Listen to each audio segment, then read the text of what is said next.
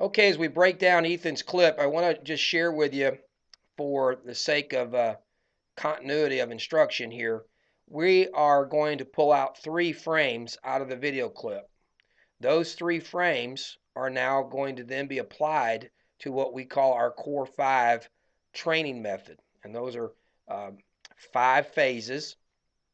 Those 5 phases are the starting stance, the trigger or the load when the player takes his hands back, and the third phase is the part that we built in, which is the C position, which the C position is a line dividing your body in half. And when your hands hit it, we pause the video because that line indicates the beginning of the contact zone.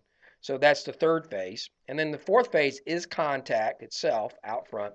And then the fifth phase is finish. So you have 5 phases. We're not going to touch on all those phases. We are going to intermittently kind of address those as we get started. So we kind of see some of the bigger things that we need to do moving forward. So I'm going to reference the Core 5. The Core 5 information is inside the MySkillTrax membership area, where we actually have all the videos that are tied to each one of the phases. You can reference that. That's in the bonus section of the membership. And we also have a interactive piece that walks you through. So one of the first things you'll see in the membership area is the interactive training lessons, and the lessons that are in there right now are tied directly to hitting. So that ought to be a big help. Now, with all that out of the way,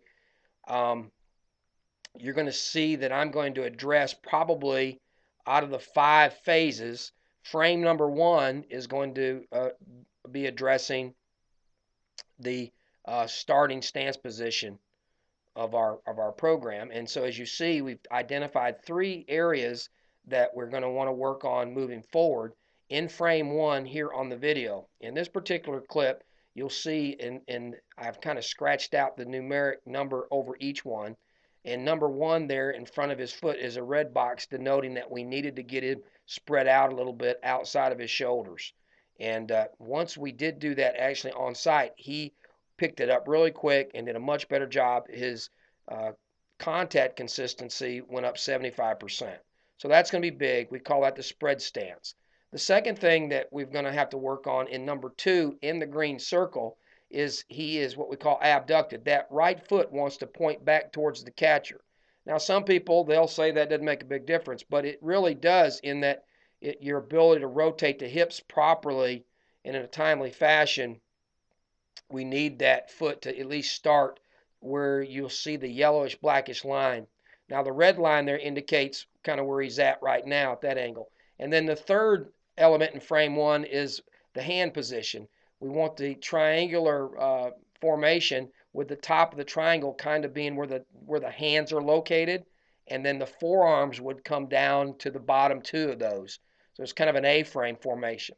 Now moving over into frame number 2, we jump into him now beginning to move forward to the pitch, and we want to address number 1 in frame 2. It is a cardinal sin, and the number 1 way we get ourselves in trouble is when we open up that front foot.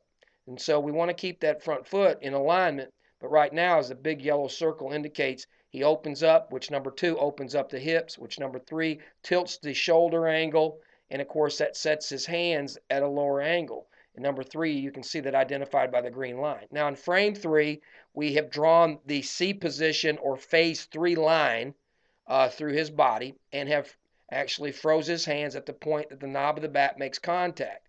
And in number 1 in frame 3, you can see, following that green line, the second issue there, and it's caused by number 1 in frame 2, the opening up, is the fact that the bat head now is below the hands, which means if you follow in frame 3 now, you follow the yellow line going up to where I've scribbled the number 3, you'll see that's going to be the eventual bat plane and approach to the pitch. And that red line would be, as an example, with the aqua little circle, would be the pitch plane. Well, you're going to get a very narrow part of that pitch by taking that angle. So we've got to get those hands set up. We've got to get the feet squared. We'll start with that Sunday.